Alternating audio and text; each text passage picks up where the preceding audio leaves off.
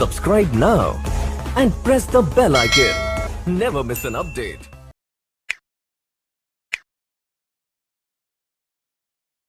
Last year breach तो हो गई थी जब यूएई ने अपना हाईएस्ट सिविल अवार्ड जो था नरेंद्र मोदी को दिया था। पाकिस्तान ने इसके ऊपर रिजर्वेशंस भी शो की।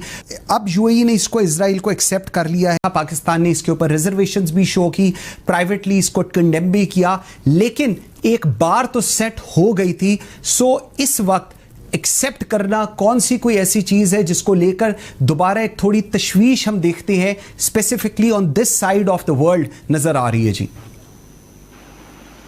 देखिए, जब इकबाल ने कहा था ना कि नील के साहिर से लेकर ताबखा के काश करता एक हों मुस्लिम हरम की पासबानी के लिए, तो जहां तक हरम की पासबानी का ताल्लुक है उसमें तो किसी को कोई शक नहीं है।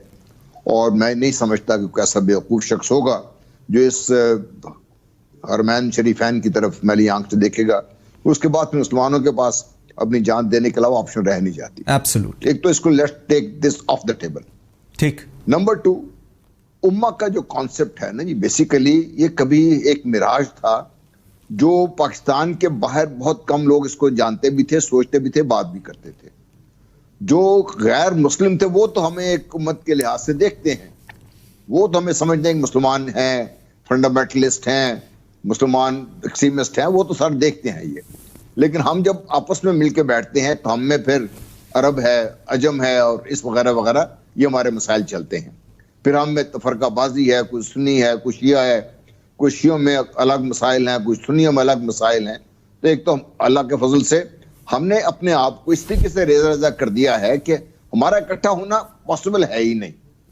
हमें इसके बारे में सोचना बहुत पहले बंद कर देना चाहिए था।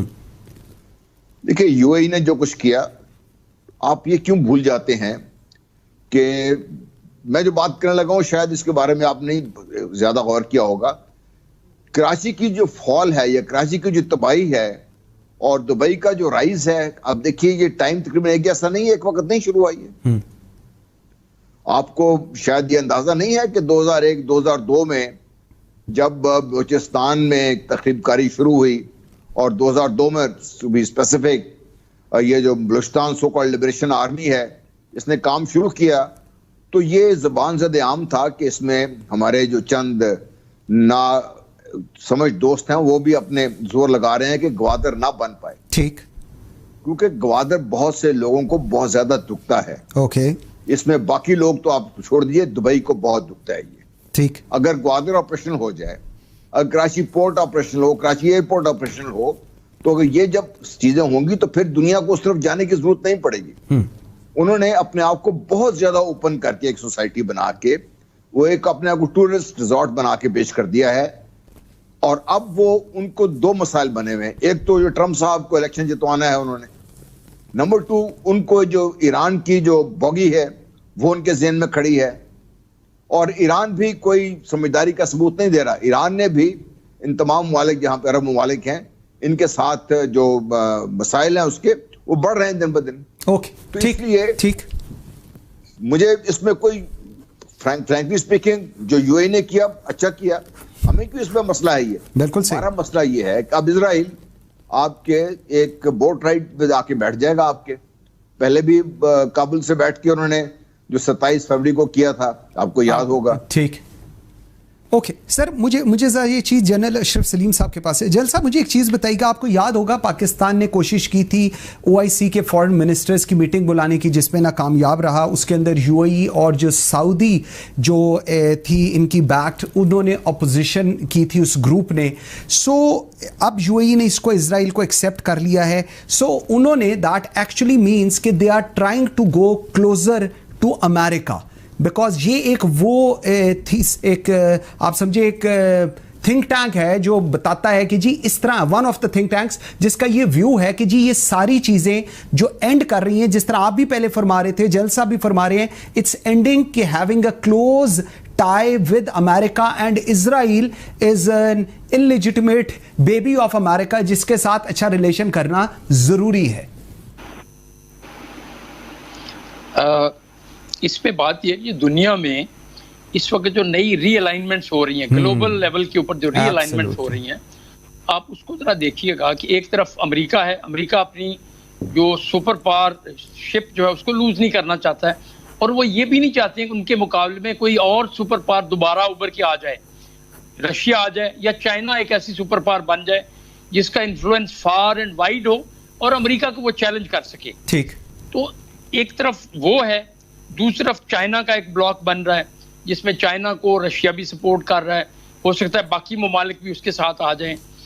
अब बात यह है कि हम देखते रहे मुस्लिम उम्मा को, हमारी बड़ी एक्सपेक्टेशन थी कि OIC ये करेगी वो करेगी। मेरा ख्याल है हमारी एक्सपेक्टेशन थोड़ी सी एग्जैजरेटेड थी, हमें इतनी एक्सपेक्टेशन नहीं रखनी चाहिए थी, जितनी हैं उतनी काफ़ी थी। मसला हमारे मुफादात हैं, मुस्लिम कंट्रीज के साथ हमारे मुफादात हैं, सऊदी अरब के साथ, इवन UAE के साथ हमारे मुफादात हैं। देखिए वहाँ पे बहुत सारे पाकिस्तानीज हैं जिनकी वजह से हमें बहुत सारा फॉरेन एक्सचेंज भी आता है, बहुत सारी यहाँ पे फैमिलीज हैं जिनका स्टैंडर्ड ऑफ लिविंग बड़ा अच्छा है, उसकी वजह से वो लोग पल रहे हैं। तो हमारे मुफादात जरूर हैं, लेकिन अभी ये जो नई सिचुएशन है इसमें देखना होगा। जन साहब ने बिल्कुल सही फरमाया कि कराची का उभरना या कराची का नीचे जाना दुबई से जब आप रिलेट करते हो, और इससे भी एक बड़ी बात पहले हो चुकी है। आपको याद होगा बैरूत एक जमाने में बहुत बड़ा एक इसी तरह का अड्डा था, तजारती अड्डा भी था, कल्चरल वो भी था, वहां पे बड़ी अयाशी का अड्डा भी था वो। और वहां पे आपको ना बैरूत में American university of Beirut education का भी अड्डा होता था, बहुत बड़ा एक सिटी था। तो बाज लोग ये भी कहते हैं कि दुबई को उभारने के लिए बैरूत को तबाह किया गया।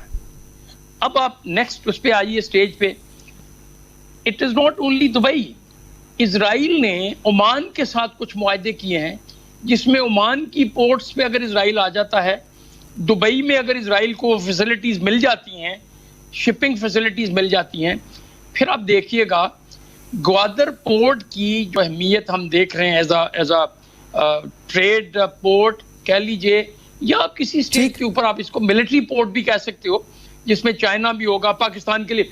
अभी आप देखिए कि इस सारी को जब आप ज्योग्राफी को देखते हैं ना, तो फिर ओमान से, दुबई से, उधर इंडिया है, इन सारी जगहों से बहरा अरब के अंदर हमारे लिए ऑपरेशंस, खा वो naval military operation, maritime operations हो या तजारती ऑपरेशंस कह लें, वो दोनों उसमें डिफिकल्टीज वो क्रिएट कर सकते हैं। बिल्कुल ठीक। मकसद ये है कि इसमें आगे पाकिस्तान को बहुत एहतियात से चलना होगा।